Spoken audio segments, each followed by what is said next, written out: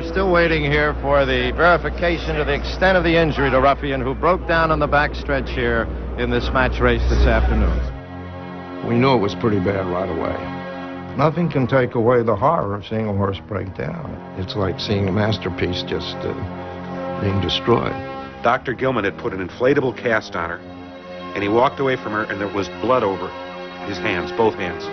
I said, "Doc, what happened to her?" He said, "Well, the bones were pulverized, and they exploded like a hand grenade inside the ankle. And that's where the blood is from."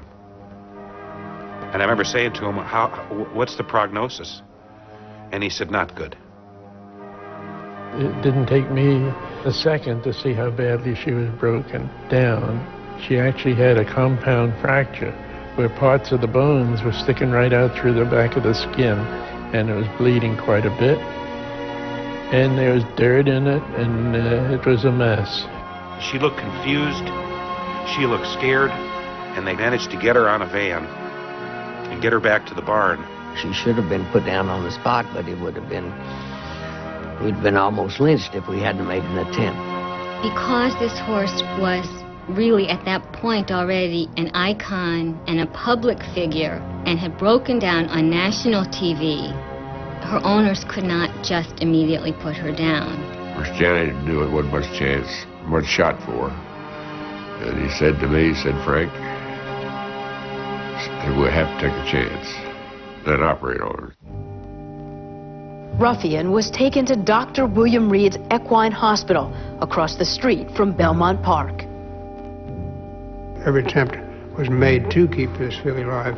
You put yourself in a position of saying, well, I'll do everything I can do, the best way I can do it, but going into it, you know you have no chance. They had put this cast on her, and if she didn't kick the cast off, she might survive. But she was coming out of anesthesia. She had no control over herself, and she was just fighting. That was part of her makeup. She was a fighter. She started running in place, laying on her side, and shattered her elbow into hundreds of pieces. It was like cracked ice. Of course, that was the swan song. We couldn't go any further. Parthill was talking us out the door. Dr. Reed reached out and grabbed him by the shoulder, and he says, "We're going to do it." At 2:20 a.m., Ruffian was put down. You had this perfect specimen. You had all our hopes of seeing an incredible athletic performance, having seen it in some of her races, and then the opportunity to see it in this match race. And then suddenly it's all ashes. I just remember my daughter, who was about 6 or 7 years old at the time. It just absolutely broke her heart. She was the Titanic going down. She was unsinkable. God, what a tremendous, tremendous sense of just sadness, just terrible, terrible sadness. Ruffian running through the warnings of pain, knowing what she was doing, was not going to give up until she fell over. It was the courage which doesn't make sense, but which we all admire. It was such a shock that people felt like they lost something, and that some part of what they had hoped for or believed in was gone.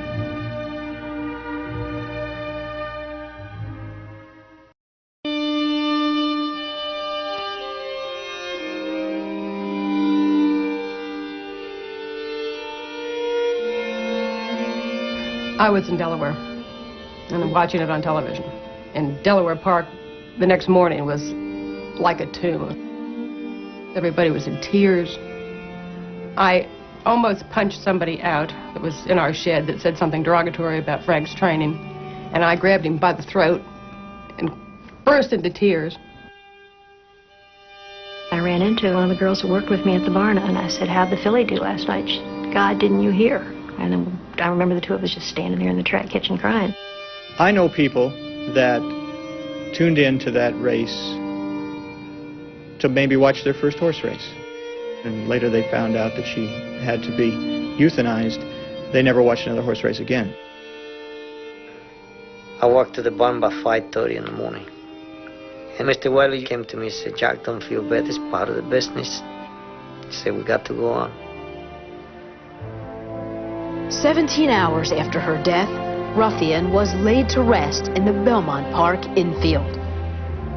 In defiance of the tradition, which is just to bury a part of the horse, Ruffian was completely wrapped like a mummy in a shroud and lowered into the grave that was dug in the infield.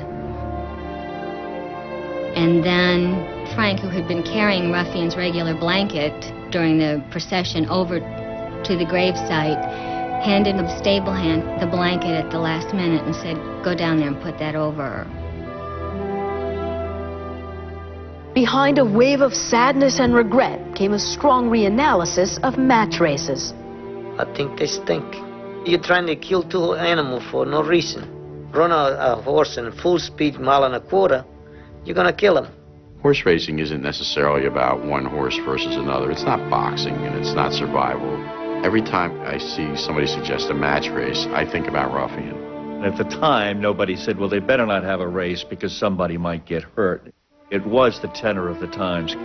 After this tremendous build-up, national television coverage, writers in from everywhere writing about these two horses, and then she breaks down. And it was as if the sport never stopped exhaling. It just knocked the wind out of the sport. Somehow, something great had been on this earth, and now it was gone. Like the athlete dying young, it's an unfinished story, and so the wound stays open, the pain stays. But I think this glory, this glorious feeling stays also.